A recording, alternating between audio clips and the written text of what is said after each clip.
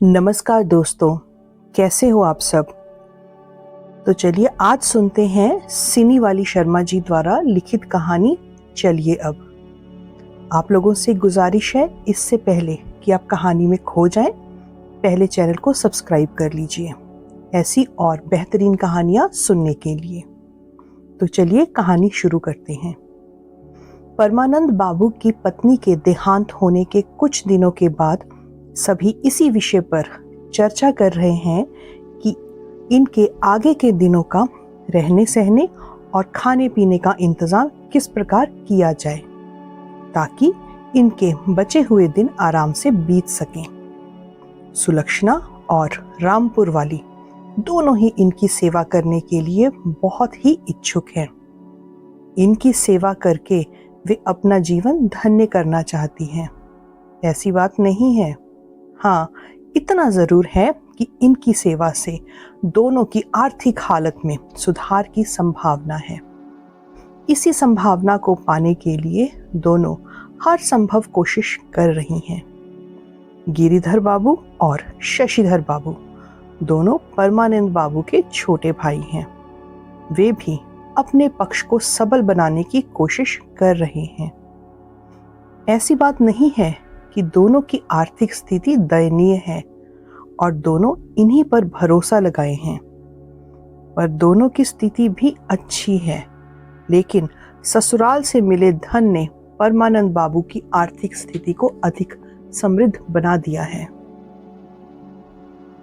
बातचीत के बीच में ही सुलक्षणा ने कहा, देखिए बड़का बाबू, आपको जो उचित लगे वही कीजिए, पर मेरी नजर में जो अच्छा लगेगा उसे मैं बिना बोले चुप नहीं रह सकती। आखिर आप मेरे काका हैं। आपके अच्छे और बुरे का ध्यान मुझे भी रहता है। सुलक्षणा के पिता शशिधर बाबू ने बात आगे बढ़ाते हुए कहा, हाँ हाँ बोल, तो तुझे क्या कहना है। सुलक्षणा थोड़ा सा प्रोत्साहन पाकर अपनी बात को अच्छी तरह से विस्तार देने लगी। देखिए बाबूजी, जैसे आप मेरे लिए हैं वैसे ही बड़का बाबू भी हैं। बाप बेटी के रिश्ते से नजदीक भला और कौन सा रिश्ता हो सकता है। और बात सिर्फ 2 रोटी देने की नहीं है। रोटी उसका क्या है, वो तो घर के बाहर भी मिल जाती है, पर आदमी मन की बात बाहर तो नहीं बता सकता ना। इसीलिए तो घर चाहिए, ऐसा घर जहां वह चैन से बोल सके, बतिया सके। अब छुटकी चाची से तो वह खुलकर बोल नहीं सकेंगे। फिर उनके भी बाल बच्चों वाला परिवार है। चाची अकेली बेचारी घर संभालेगी, बच्चों को संभालेगी, या फिर बड़के बाबू को। ऐसे में कब उन्हें फुर्सत मिलेगी बड़के बाबू की ओर ध्यान देने की। फिर इन दोनों के बीच पर्दे का भी तो ध्यान रखना होगा ना। अगर ऐसा नहीं होगा तो फिर बहू और बेटी में अंतर ही क्या रह जाएगा। सभी को समझाने के साथ साथ सुलक्षणा छोटी चाची को भी वक्र दृष्टि से देखती जा रही थी। सुलक्षणा की बातों को सुनते सुनते रामपुर वाली अपना पक्ष रखने और उसकी बातों को वजनहीन साबित करने के लिए व्यग्र हो उठी। अपनी आंखों को मटकाती और हाथों को नचाती हुई बोली, अरे लाडो, जब इतनी ही बुद्धि थी तो अपने घर जाकर अपना घर क्यों नहीं संभालती। सेवा करने की इतनी ही इच्छा है तो अपने खाट पकड़े ससुर की जाकर सेवा कर। जब खुद भला बुरा इतनी अच्छी तरह समझती है और दूसरों को भी समझाती है तो जरा दामाद बाबू को भी समझाती, तो उस शराबी को छोड़कर अपने बाप के घर पर नहीं रहना पड़ता। मेरे बच्चों को देखकर तेरा जी जलता है क्या। अगर भगवान की दया से 3 बाल बच्चे हैं तो मैं किसी दूसरे के घर तो नहीं रहती। तू तो एक को ही लेकर अपने घर नहीं रह पाई, चली आई अपने बाप के घर मालिकाना चलाने। अपना घर तो संभलता नहीं, बड़ी आई दूसरों को उपदेश देने। बोलते बोलते रामपुर वाली ने अपने तरकश से सबसे तीखा तीर निकाला और चेहरे पर व्यंग भरी मुस्कान लाते हुए कहा, महारानी, तुझे इतना भी पता नहीं कि जब बेटी दान कर दी जाती है तो फिर मायके वालों की बातों में उसे बोलने का अधिकार नहीं रह जाता। उसकी सहमति असहमति का कोई मतलब नहीं रह जाता। अब अपनी जानकी बुआ को ही देखो, वो किसी बात में दखल नहीं देती हैं। सब उनकी कितनी इज्जत करते हैं। तू मुझसे अपनी तुलना मत कर। मुझको तो इन्होंने घूंघट देकर इस घर में 10 लोगों के बीच में लाया था। फिर मैं इस घर के बारे में नहीं सोचूंगी तो कौन सोचेगा? आवाज में नरमी लाते हुए वह बोली, मंजली दीदी तो कब की चली गई थी हमें छोड़कर। बड़ी भली थी बेचारी। एक बड़ी दीदी का ही सहारा था, अब वो भी नहीं रहा। अब तो मैं ही बची हूं इस घर का भला बुरा सोचने के लिए। जब भगवान ने यह भार दे ही दिया है तो मुझ में जहां तक दम होगा निभाऊंगी। आवाज में आई शिथिलता को हटाते हुए बोली, भगवान की दया से बच्चों से घर में रौनक रहती है। बड़े दादा का भी मन लगा रहेगा। हमें खाने पीने की तो कोई कमी है नहीं, और अगर कोई दिक्कत आएगी भी तो इनके आशीर्वाद से सब ठीक हो जाएगा। रामपुर वाली के कहे वाक्य में इनके आशीर्वाद के अभिप्राय को सभी अच्छी तरह समझ रहे थे। माथे से सर के आंचल को ठीक करते हुए बोली, मुझे अपने मन की बात बताने में इन्हें भला क्या संकोच होगा। मैं भी तो इनकी बेटी जैसी ही हूं। बेटी का नाम लेते ही रामपुर वाली की आंखों में बनावटी आंसू आ गए। फिर उसे इस अंदाज से पूछा कि उसे ऐसा करते हुए सभी देख लें। फिर थोड़ा ठहर कर पास में ही खेल रहे अपने छोटे बेटे से बोली, अरे किशन, जा सबके लिए दीदी से चाय बनवा कर ले आ। और हाँ, अपने भैया से कहना कि स्कूल से आने के बाद सब्जी ले आए, और बड़का बाबू की पसंद की सब्जी भी ले आए। आज से मैं ही इनके खाने पीने का ध्यान रखूंगी। दादा हमारे साथ रहेंगे तो कम से कम बुजुर्ग का साया तो हमारे ऊपर रहेगा। कोई अच्छा बुरा बताने वाला तो रहेगा। एक तरह से रामपुर वाली ने बिना किसी की सहमति के अपना निर्णय सबको सुना दिया। उधर परमानंद बाबू ने भी सोचा कि किसी के पास तो रहना ही है, दोनों में क्या फर्क है। उन्होंने भी अपनी मौन सहमति दे दी। इसके बाद किसी की सहमति या असहमति से क्या फर्क पड़ने वाला था। शशिधर बाबू और सुलक्षणा दोनों के सभी दावपेच बेकार साबित हो गए। अब उन दोनों के पास भी मौन रहने के अलावा कोई उपाय नहीं था।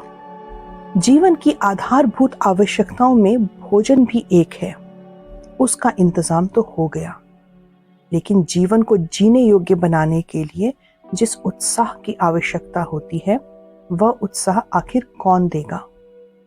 कहने के लिए घर परिवार है, बच्चे हैं, पर आंखों और हृदय को जिसकी खोज है वो तो नहीं है। उनकी बेटी समृद्धि, जिसे वह प्यार से शुभी बुलाते थे, उनकी इकलौती संतान थी। उसे वह इतना स्नेह देते थे कि उस आवेग में कब पुत्री ने पुत्र का स्थान लिया ध्यान ही नहीं रहा। संतान ने आंखों में स्थान बना लिया और वह आंखों का तारा बन गई, तो पत्नी हृदय की देवी थी। जीने के लिए हृदय में धड़कन और संसार देखने के लिए आंखों में रोशनी होनी चाहिए। वो दोनों ही तो उनके पास थी। आर्थिक रूप से भी खुशहाल थे, पर ससुराल से मिले धन ने उनको संपन्नता प्रदान कर दी थी। परमानंद बाबू के घर में एक नौकर दामोदर भी था, जिसे घर के सदस्यों जैसी ही इज्जत मिली हुई थी। उधर दामाद बाबू भी अच्छे विचारों वाले थे। वह दूर रहकर भी इन दोनों का ध्यान रखते थे। पर विवाह के कुछ ही वर्ष बाद एक दुर्घटना में शुभी चल बसी। परमानंद बाबू और हृदया देवी, इन दोनों की आंखों का तारा उनकी आंखों से ओझल हो गया था। बेटी के जाने के साथ ही दामाद भी सभी रिश्ते भूल गए। शुरू में उनका आना जाना होता रहा, पर शायद उन्हें कुछ आर्थिक लाभ की आकांक्षा थी। पर इसे फलीभूत नहीं होते देख उनका आना भी धीरे धीरे बंद हो गया। कुछ दिनों बाद पता चला कि उन्होंने अपना विधुर जीवन त्याग कर पुनः किसी को सौभाग्य प्रदान कर सौभाग्यवती बना दिया है। उधर परमानंद बाबू और हृदया देवी इसे ही अपनी नियति मानकर जीने की कोशिश करने लगे थे। वे अपने भाइयों और उनके बच्चों का पूरा ख्याल रखते। दामोदर चाहते हुए भी अपने मालिक का साथ नहीं दे पाया। अपने घर की आवश्यकताओं के कारण वह अपने घर चला गया। हाँ, बीच बीच में आकर उनकी खोज खबर लेता रहता था। पत्नी के निधन के बाद अब तो परमानंद बाबू के हृदय की सरिता भी सूख गई। कभी कभी जिंदगी कैसे बीतती जाती है पता ही नहीं चलता। कभी कभी एक एक पल भारी हो जाता है। अपने बीते दिनों को याद करते करते कब रात हो गई उन्हें पता ही ना चला। उनका ध्यान तब टूटा जब रामपुर वाली अपने छोटे बेटे श्याम के साथ खाना लेकर आई। माथे पर आंचल डाले और हाथ में थाली लिए बोली, क्यों दादा, तबीयत ठीक नहीं है क्या? देखिए, मैंने आज आपकी मनपसंद खीर बनाई है, जरा खाकर बताइए कैसी बनी है। बड़ी दीदी को देखते देखते मुझे भी आपकी पसंद का अंदाजा तो हो ही गया था, पर महीने भर से खिलाते खिलाते आपकी पसंद को और बारीकी से समझने लगी हूँ। इसके बाद वह अपने बनाए खाने और अपनी तारीफ सुनने के लिए अधीर हो उठी, पर परमानंद बाबू हाँ के अलावा कुछ नहीं बोले। नारी में अपनी प्रशंसा सुनने की कामना जितनी अधिक होती है, धैर्य उतना ही कम। आंचल ठीक करते हुए ग्लास में पानी डालते हुए बोली, दादा, आप हमेशा क्या सोचते रहते हो? आपकी ऐसी दशा देखकर आपके भाई और मुझे अच्छा नहीं लगता। बच्चे भी बेचैन हो जाते हैं आपके लिए। बस आप खुश रहिए, हमें और क्या चाहिए? भगवान की दया से सब कुछ तो है हमारे पास। उसने अपनी बातों के वास्तविक अर्थ पर पर्दा डालते हुए कहा। परमानंद बाबू भी उसकी बातों पर खास ध्यान नहीं दे रहे थे, सो समझ नहीं पाए। बोले, नहीं नहीं बहू, ऐसी बात नहीं है। उन्होंने बात बदलने की कोशिश की और कहा, अरे श्याम, तू बड़ा चुप है, सुबह तो खूब हल्ला मचा रहा था। रामपुर वाली बीच में ही तपाक से बोल पड़ी, हल्ला नहीं मचाएगा तो क्या करेगा? कल शाम अपने बाबूजी के साथ सब्जी लेने गया था, तभी से जिद मचा रहा था कि पनीर की सब्जी खाएगा। अब इसे कैसे समझाएं कि हम गृहस्थ लोग हैं, हमारे लिए रोज रोज महंगी सब्जी खाना संभव नहीं है। घर है, कोई कड़ा खजाना तो नहीं है ना? इस बार परमानंद बाबू उसकी बात समझ गए। बोले, कोई बात नहीं बहू, कल से मैं ही इसकी पसंद की सब्जी ले आया करूंगा। घर की गाय का दूध सूख गया था, सो बच्चों का मुंह देखकर दूध भी लाने लगे। धीरे धीरे परमानंद बाबू घर की छोटी मोटी अन्य जरूरतों को भी पूरा करने लगे। एक दिन गिरधर बाबू सुबह सुबह ही दादा के कमरे में चाय लेकर आए। वह कुछ पढ़ रहे थे। नजर पड़ते ही बोले, अरे गिरी, आज तू चाय लेकर आया है, बच्चे नहीं थे क्या? नहीं दादा, ऐसी बात नहीं है, सोचा चाय लेकर आज मैं ही जाऊं, आपके लिए तो मैं भी बच्चा ही हूं। गिरधर बाबू चेहरे पर हल्की मुस्कुराहट लाते हुए बोले। परमानंद बाबू बोले, अच्छी बात है, आ बैठ मेरे पास, तू भी चाय पी। फिर गिरी का चेहरा देखकर उसकी परेशानी भांप कर बोले, क्या बात है, आज कुछ परेशान लग रहे हो? कोई परेशानी है तो मुझे बता।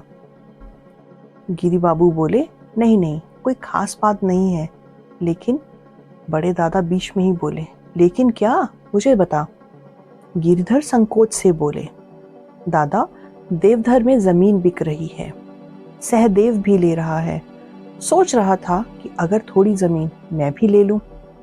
परमानंद बाबू खुश होकर बोले, ये तो बहुत अच्छी बात है, इसमें सोचना क्या है, अगर जमीन अच्छी है तो ले ले। गिरधर के चेहरे पर हल्की खुशी आई। बोले, भैया, अगर आप कुछ मदद कर देते तो। परमानंद बाबू चुप रहे। कोई उत्तर नहीं पाकर गिरधर फिर बोले, हाथ में पैसे आते ही वापस कर दूंगा। लेकिन परमानंद बाबू ने इस पर भी कोई उत्तर नहीं दिया। उनकी उदासी और चुप्पी देखकर छोटे भाई के मन में शंका पैदा होने लगी। परमानंद बाबू का मुख मलिन हो गया। फिर उन्होंने धीरे धीरे बोलना शुरू किया। गिरी, तुम्हें तो पता ही है, जब से शुभी छोड़कर गई तब से मेरी स्थिति क्या है। पहले तो उसकी शादी में ही जमा पूंजी जो थी सारी लग गई। फिर उसकी मृत्यु के बाद घर गृहस्थी पर भी ध्यान नहीं दे पाया। पास में जो कुछ बचा था उसी से खर्च चलता रहा। अब जो पास में थोड़ा बहुत है उसी से बाकी का खर्च चल रहा है। अगर तुम कहो तो किसी से बात करके पैसे ले लेता हूँ। छोटा भाई आवेग में बोल पड़ा, नहीं दादा, जब किसी से लेने ही है तो मैं खुद ही ले लूंगा, कहकर वह तेजी से उठकर बाहर चला गए। गिरिधर और रामपुर वाली की आशा पर जो वज्रपात हुआ उसमें परमानंद बाबू के प्रति सारी सहानुभूति, प्रेम, संवेदना खाक हो गई। गिरी अब शायद ही कभी हालचाल पूछने जाता। रामपुर वाली का व्यवहार भी दिन प्रतिदिन रूखा होता गया। संवेदना देते देते वे स्वयं संवेदनहीन हो गए। परमानंद बाबू सभी छोटी मोटी जरूरतों को पूर्ववत पूरा करते रहे, लेकिन अब ना तो उनकी पसंद का खाना बनता और ना ही अन्य काम समय पर पूरे किए जाते। एक दिन रामपुर वाली खाना लेकर आई तो थाली में केवल सब्जी रोटी ही थी। परमानंद बाबू बोले, क्यों बहू, घर में दूध नहीं था क्या? रोज तो आता ही है। इतना सुनना था कि रामपुर वाली हुंकार उठी। दादा, दूध की जरूरत बच्चों को होती है, ना कि बूढ़ी हड्डियों को। इन बूढ़ी हड्डियों से अब क्या होने वाला है? अगर बच्चे ढंग से नहीं खाएंगे पिएंगे तो बढ़ेंगे कैसे? परमानंद बाबू ने बात खत्म करने के लिए कहा, कोई बात नहीं बहू, मैं तो बस ऐसे ही बोल रहा था। रोटी सब्जी भी बहुत है। इतना सुनकर रामपुर वाली भी भन भनाती हुई चली गई। कमरे में लेटे लेटे वह सोचने लगे, जब हृदया थी भोजन के समय कितनी खुशामद करती थी, हमेशा जरूरत से अधिक ही खिला देती थी। मुझे बिना खिलाए अन्न का एक दाना अपने मुंह में नहीं लेती थी। और आज हालात यह है कि सभी के खाने के बाद ही खाना मिलता है। वैसे ठीक भी है, बच्चों को समय से खाना मिलना चाहिए। गिरी को भी बाहर जाना होता है, पूरी गृहस्थी का बोझ उसी पर तो है। परमानंद बाबू खुद को समझाने लगे, लेकिन खुद को समझाते समझाते आदमी कुछ देर के लिए ऐसी जगह खोजता है जहां वह समझने और समझाने से दूर हो। कोई तो हो जहां वह स्वयं को पूरी तरह मुक्त महसूस कर सके। वह सोचने लगे, शुभी, अगर आज तुम होती क्या इसी तरह करती? जिस बाप ने अपने खून से तुझे बुनाया उसी के मुंह से क्या निवाला छीन लेती? नहीं शुभी, तुम ऐसा नहीं कर पाती, क्योंकि मैं तुम्हारा पिता था। लेकिन गिरी का तो मैं पिता नहीं था। जिस धन की आशा से वह मुझसे बंधा था वो भी तो नहीं है मेरे पास। कुछ रिश्ते केवल धन की धरातल पर ही टिकते हैं। हृदया और शुभी दोनों मुझे छोड़कर चले गए तो मैं यहाँ किसकी आशा में बैठा हूँ? कोई भी तो नहीं है। हृदया आकर एक बार देख तो लेती। तुम्हारे बिना भोजन कराए मैं कैसे भोजन करता हूँ? शायद पति और पत्नी का ही रिश्ता ऐसा है जहाँ किसी भी बात या भावना को निसंकोच अनावृत किया जा सकता है। इसके अलावा तो हर रिश्ते में बातों को कहने से पहले कितने ही आवरणों में लपेटा जाता है। परमानंद बाबू की भावनाओं का आंसुओं ने भी साथ दिया। भावनाएं और आंसू दोनों मिलकर आंखों से उमड़ पड़े। अब तो परमानंद बाबू को सुबह का खाना देर दोपहर तक मिलने लगा। जब एक बार देर होने लगती है तो फिर देर होती ही रहती है। एक दिन रात में वह अपने कमरे में खाने का इंतजार कर रहे थे और अपने आप में डूबे कुछ सोच रहे थे। अचानक दामोदर ने आकर उनके पैर छुए। उसे देखकर लंबे समय बाद उनके चेहरे पर खुशी आई। बोले, अरे दामोदर, तू कब आया? कैसा है? दामोदर नीचे बैठते हुए बोला, बस मालिक, आपकी याद आई और मैं आपको देखने के लिए चला आया। दोनों कुछ देर इधर उधर की बातें करते रहे। फिर दामोदर बोला, मालिक, शरीर कितना सूख गया है आपका, ढंग से खाते पीते नहीं है क्या? परमानंद बाबू फीकी हंसी के साथ बोले, आज कितने दिनों बाद किसी ने मुझे इतने गौर से देखा है। दामोदर, बता, किसके लिए अब शरीर पर ध्यान दूं? अब इसकी जरूरत ना तो मुझे है ना ही किसी और को। जिन्हें जरूरत थी वो तो अब है ही नहीं। दामोदर ने कहा, नहीं मालिक, जब तक आप इस संसार में हैं, इस शरीर का ध्यान रखना आपका धर्म बनता है। बड़े मालिक बोले, दामोदर, तू बड़ा सीधा है रे। अब तो धर्म अधर्म दोनों ही पैसों से तुलने लगे हैं। वो बोला, मालिक, आप जो चाहे कहिए, पर मुझे लगता है कि कोई आपका ध्यान रखने वाला नहीं है। तुझे कैसे पता चला? दामोदर बोला, बड़े मालिक, जब आग लगती है तो धुआं दूर से ही दिख जाता है। वह दामोदर का चेहरा देखते ही रह गए। फिर संभलते हुए बोले, नहीं रे, ऐसी कोई बात नहीं है। गिरिधर शशिधर हैं, सभी अपने ही तो हैं, अपना खून है, सभी मेरा बड़ा ध्यान रखते हैं, मैं बड़े आराम से हूं। उधर रामपुर वाली को अंदाजा हो गया था कि आज परमानंद बाबू का कोई हितैषी आया है। उसने बड़े बेटे को भेजकर पता लगा लिया कि दामोदर आया है। इसलिए आज उसने बड़े अच्छे ढंग से थाली सजाकर अपने दादा के लिए ले आई। किसी को देखकर नारी अपने व्यवहार को इस तरह बदल देती है कि वास्तविक स्थिति का अंदाजा आसानी से नहीं लगाया जा सकता। हाथ में थाली, चेहरे पर हल्की मुस्कान और सिर पर आंचल लिए बोली, अरे तुम कब आए? पता ही नहीं चला। कितनी देर से भूखे प्यासे बैठे हो। अगर जानती तो कुछ जलपान भिजवा देती। फिर बड़े भैया की तरफ मुड़कर बोली, क्या करूं दादा, आज खाने में थोड़ी देर हो गई। अकेली जान काम करते करते देर हो ही जाती है। देखिए, आज मैं आपकी पसंद की सब्जी भी नहीं बना पाई।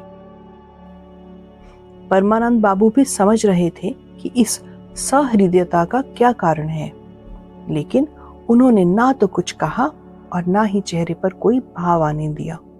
बस सामान्य पूर्वक होकर भोजन करने लगे। रामपुर वाली भी आग्रह पूर्वक भोजन करा रही थी। दादा, आप ये खीर तो खा ही नहीं रहे, और ये भाजी अच्छी नहीं लगी क्या आपको? देखिए तो चेहरा कैसे सूख गया है। फिर दामोदर से बोली, बड़ी दीदी के बाद तो तुम हमें गैर ही समझने लगे। इतनी देर से बैठे हो और अभी तक हाथ मुंह भी नहीं धोया। तुम्हें भी तो भूख लगी होगी, लेकिन ये मुझे पता है कि तुम तो अपने मालिक को बिना खिलाए खाओगे नहीं। अब इनका खाना भी हो गया है, चलो तुम भी खा लो। इतनी दूर से आए हो, थके होंगे। यह सब कहते हुए रामपुर वाली दामोदर को भोजन कराने के लिए अपने साथ लेकर चली गई। अतिथि देवो भव की भाव उक्ति को ध्यान में रखकर रामपुर वाली बड़े प्रेम से उसे भोजन करा रही थी। बीच बीच में उसके घर परिवार के बारे में भी पूछती रही। साथ ही यह भी जताती रही कि मंझले भैया के ध्यान नहीं देने पर भी किस कदर वह, उसके पति और बच्चे परमानंद बाबू का ध्यान रखते हैं। यह सब वह धन के लोभ से नहीं बल्कि धर्म समझकर कर रही है। दामोदर बेचारा नारी माया को नहीं समझ पाया और संतुष्ट हो गया कि उसके बड़े मालिक की स्थिति ठीक है। दामोदर को लौटे कई दिन हो गए और परमानंद बाबू की स्थिति पहले की तरह हो गई। भोजन और अन्य कामों में देरी के साथ व्यंग्यवाणों की वर्षा भी तेज होने लगी। सुलक्षणा को जब से इस बात का अंदाजा हुआ कि बड़के बाबू केवल हाथी के दांत हैं, वह अंदर ही अंदर खुश हो गई। पिता पुत्री ने सोचा कि भगवान जो करता है अच्छा ही करता है, लेकिन बेचारी रामपुर वाली क्या कहकर खुद को समझाती। कभी कभी उसे अपनी बुद्धि पर ही गुस्सा आने लगता। अब तो उससे यह बोझ ना तो उतारते बनता था और ना ही संभालते। मन ही मन सोचने लगी कि हाथ कुछ आया भी नहीं, उल्टे सुलक्षणा से संबंध खराब हो गए।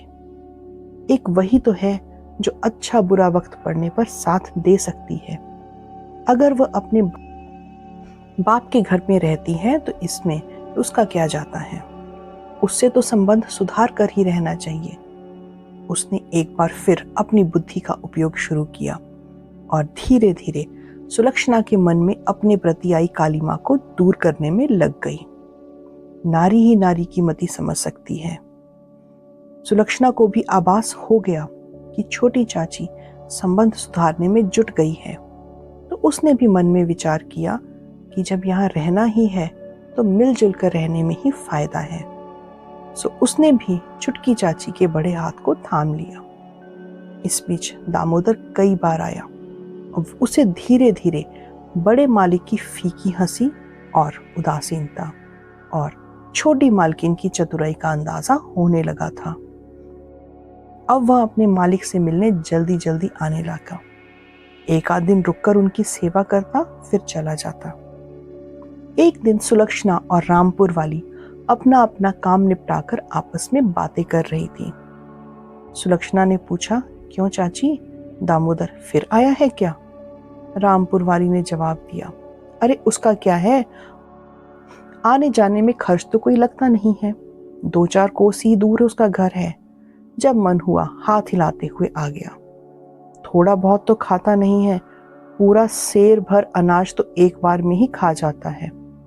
फिर रुककर बोली, बड़े भैया भी तो मना नहीं करते। उनको भी तो यह सोचना चाहिए कि घर गृहस्थी कैसे चल रही है। बिना हाथ पैर हिलाए खाना मिल ही जाता है, ऊपर से बात करने वाला भी मिल जाए तो क्या बुरा है। इन्हें तो आगे नाथ न पीछे पगहा, एक मैं अकेली जान गृहस्थी संभालूं या अतिथि महाराज की सेवा करूं। कहते कहते रामपुर वाली ने देखा ही नहीं कि कब दामोदर पीछे आकर खड़ा हो गया। उस पर नजर पड़ते ही रामपुर वाली की आंखों से चिंगारी निकलने लगी, जैसे उसकी अपनी आंखों से ही भस्म कर देगी। तमक कर बोली, अरे दामोदर, तू खड़ा हमारी बातें सुन रहा है? तुझे इतनी सी भी शर्म नहीं है? बीच में ही दामोदर बोल उठा, नहीं छोटी मालकिन, ऐसी बात नहीं है, मैं तो वैसे ही आया था। सुलक्षणा ने भी देखा कि चाची का साथ निभाने का अच्छा मौका है। वह भी उबल पड़ी। एक तो चुपके से बातें सुनता है, ऊपर से जबान भी लड़ाता है।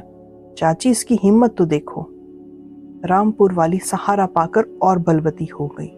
बोली, अरे इसे इतनी बुद्धि कहाँ? बड़े दादा हैं कि उन्होंने इसे सिर पर चढ़ा रखा है। दामोदर भी इस बार चुप नहीं रह पाया, आवेग में बोल पाया, देखो छोटी मालकिन, एक तो मैं चुपके से आपकी बातें सुनने नहीं आया था। बड़े मालिक को खाना देकर आप तो बैठ गई, उन्हें थोड़ी दाल चाहिए थी, वही कहने आया था। दूसरी बात, आपको जो कुछ कहना है मुझे कहिए।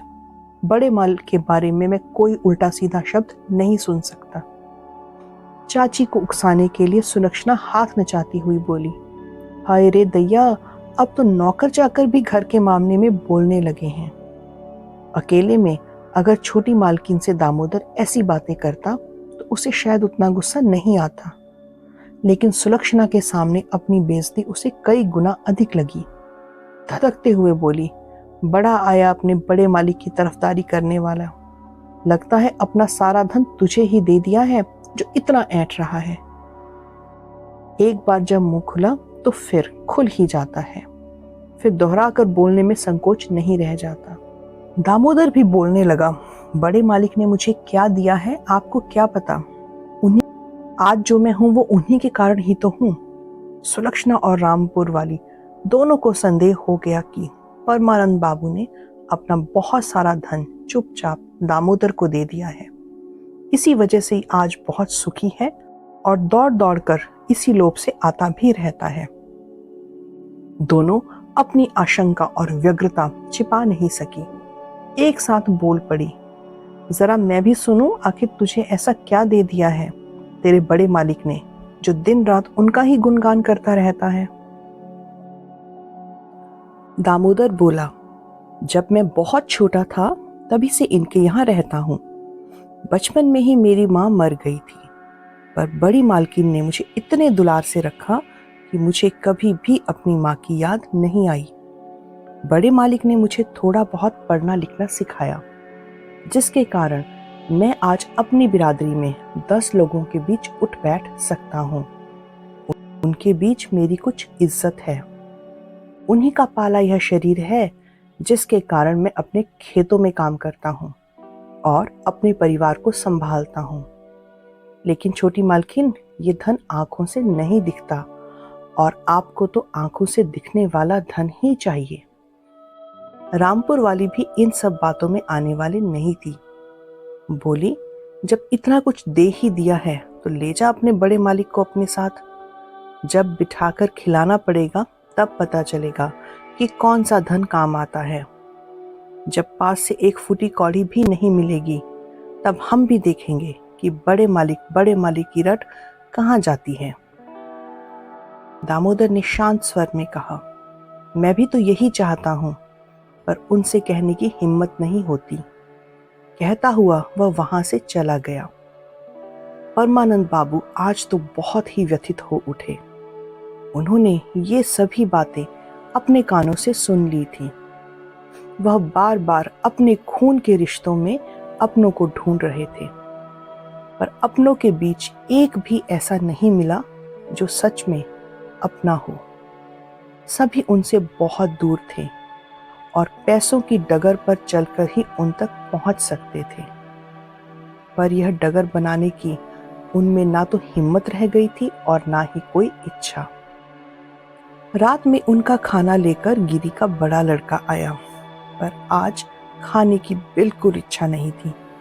इसीलिए दांत दर्द का बहाना करके भोजन लौटा दिया। जब बच्चा बहुत रोकर थक जाता है तो हल्की सी थपकी भी उसे नींद की गोद में पहुंचा देती है। यही हाल उनका हो रहा था।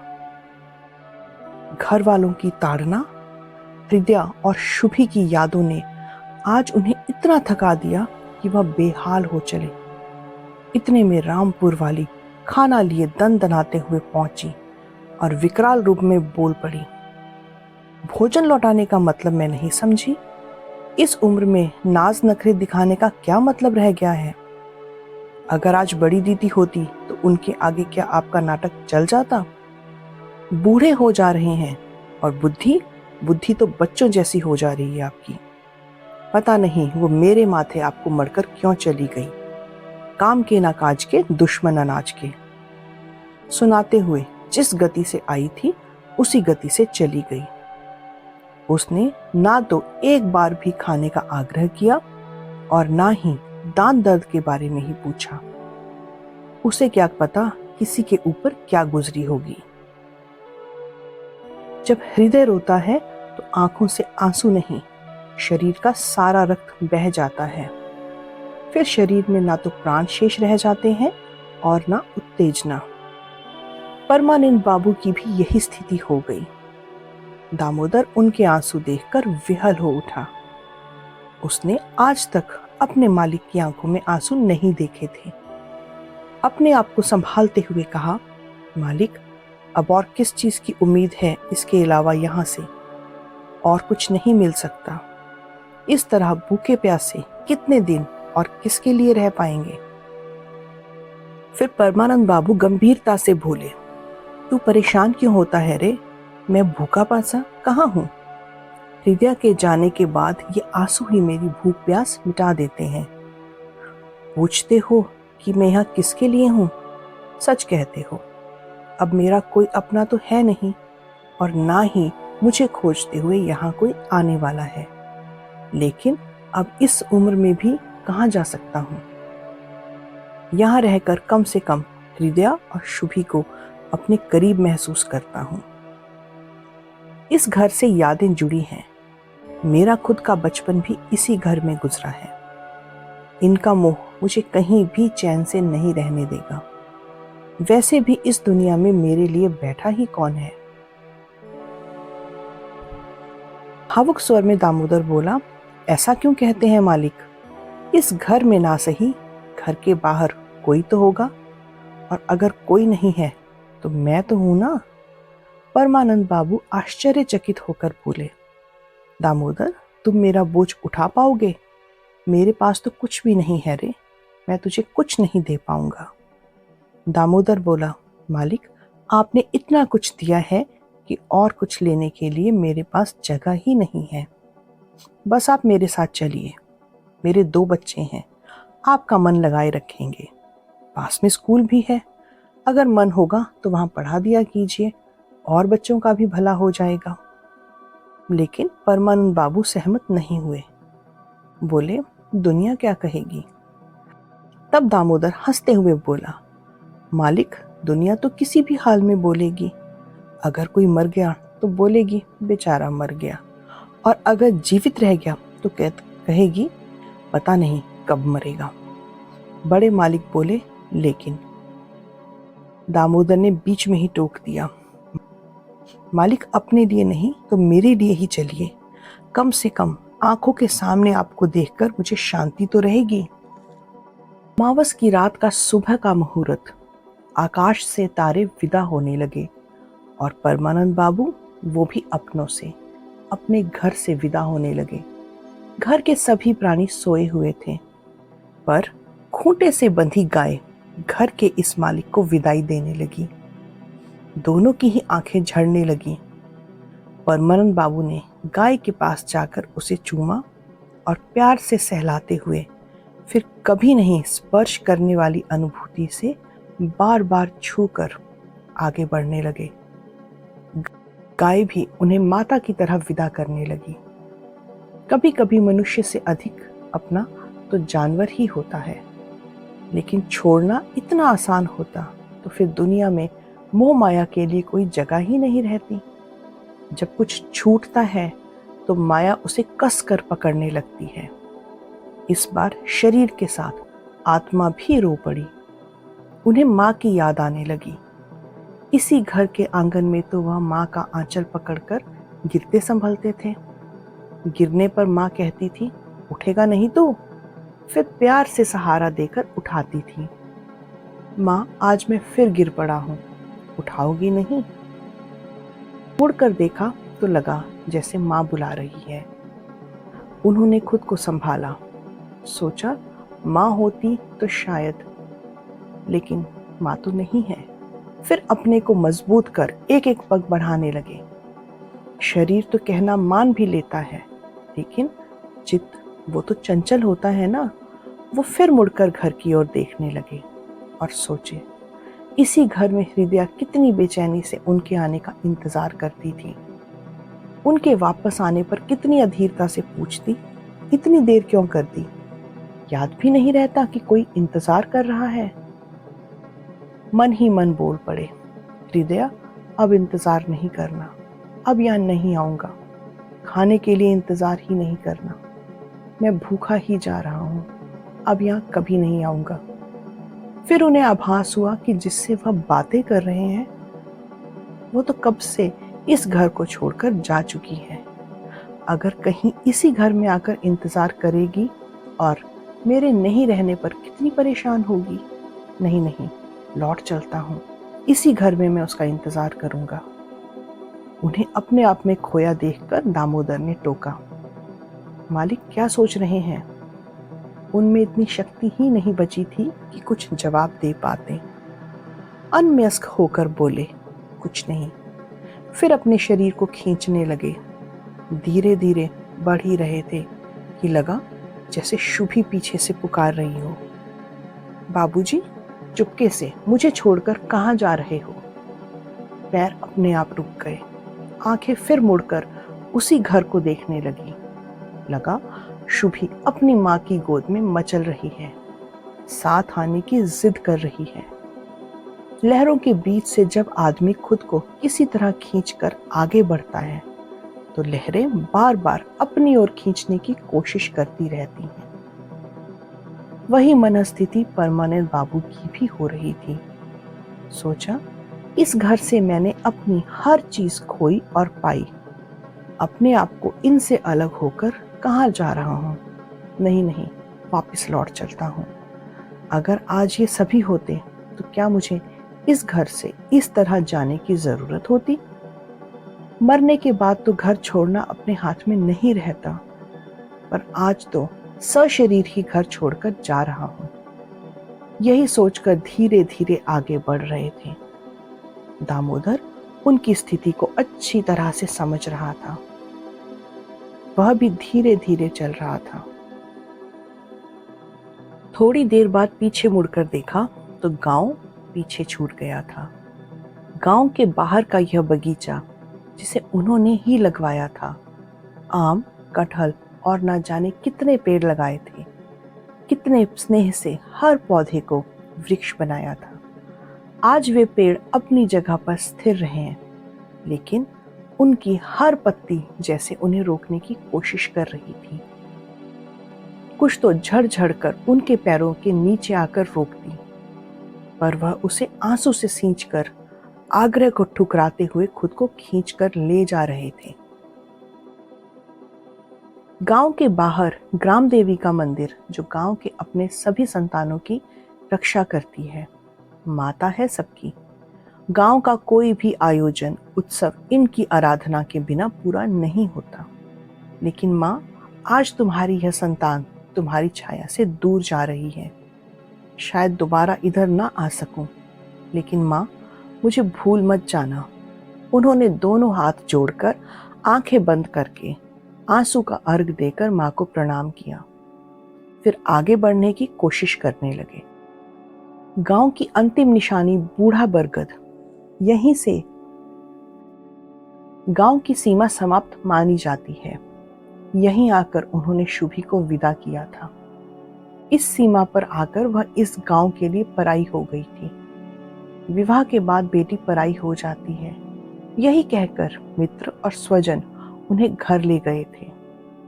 मानव जीवन में कभी ऐसा पल भी आता है जब बुद्धि, विवेक स्थिर होकर बैठ जाते हैं और भावना अंगुली पकड़ पकड़ कर आगे चलने लगती है, और मनुष्य वो उसके पीछे पीछे। सोचते सोचते परमानंद बाबू उस पेड़ के नीचे बैठ गए। दामोदर चलते चलते थोड़ा आगे निकल गया। मुड़कर देखा कि मालिक उस बरगद के नीचे बैठे हैं। वह भी उनके इंतजार में एक पेड़ के नीचे बैठ गया। परमानंद बाबू सोचने लगे, इस बरगद के हाथ में केवल विदाई ही देना लिखा है क्या? लेकिन यह सबको एक जैसी विदाई कहाँ दे पाता है? जब शुभी विदा हुई थी तो कितने लोग आए थे उसे यहाँ छोड़ने। उनके मन में भी एक आशा थी कि कुछ दिनों के लिए ही सही वापस गांव में तो आ सकेगी, माँ बाप का स्नेह तो पा सकेगी। और जब हृदय चली गई तो कितने लोग आए थे उसे अंतिम विदाई देने। उसके चेहरे पर भी संतोष था कि वह अपनों के बीच से, मेरे बीच से जा रही है। बेटी का विदा होना सुख की बात है। वह अपने घर जा रही है, अब उसका अपना संसार होगा। हृदय का विदा होना तो कष्टप्रद था, पर संतोष इस बात का था कि सुहागन गई, बिना कोई कष्ट सहे गई। पर मेरी विदाई, ये कैसी विदाई है? विदा करने वाला कोई नहीं। अगर शुभी होती तो उसे लगता माँ बाप ने विदा किया है, अपने घर जा रही हूँ। अगर हृदय होती तो उसे लगता कि मेरे पति ने अंतिम विदाई दी है। पर मैं क्या कहकर अपने को संतोष दूं? आज मुझे विदा करने वाला कोई भी नहीं, ना तो कोई अश्रुपूर्ण नेत्र जो मेरे जाने के बाद मुझे खोजेंगे। सोचते सोचते उनके ही आंसू उन्हें विदाई देने लगे। उन्हें लगा कि शुभी अपने छोटे छोटे हाथों से अपने बूढ़े बाप के आंसू पोंछ रही है। कभी माँ बाप के सामने संतान बच्चा होता है, तो कभी संतान के सामने माँ बाप भी बच्चे हो जाते हैं। मन ही मन बोले, बेटी, अगर आज तुम होती तो मुझे इस तरह भटकना ना पड़ता। तुम्हारे जन्म के साथ ही एक आशा बंधी थी कि बुढ़ापे का सहारा बनोगी। लेकिन शुभी तो उनकी बातों पर धीमे धीमे मुस्कुरा रही थी, जैसे छोटे बच्चे को कितनी भी बातें सुनाओ पर वह अपनी धुन में एक भी नहीं सुनता। शुभी भी वैसा ही कर रही थी। परमानंद बाबू ने उसे पकड़ना चाहा, पर दौड़कर भाग गई। उस पेड़ के नीचे जाकर रुकी जहां दामोदर बैठा था। फिर पलटकर बाबूजी को देखा, फिर थोड़ा रुककर दामोदर में मिल गई। परमानंद बाबू को लगा कि शुभी ही दामोदर बनकर उस पेड़ के नीचे उनका इंतजार कर रही है। थोड़ी देर बस सोचते रहे। धीरे धीरे उनकी विभ्रम की स्थिति दूर होने लगी। जब वह अपनी चेतना में लौटे तो लगा कि दामोदर ही तो शुभी है जो मेरा इंतजार कर रहा है।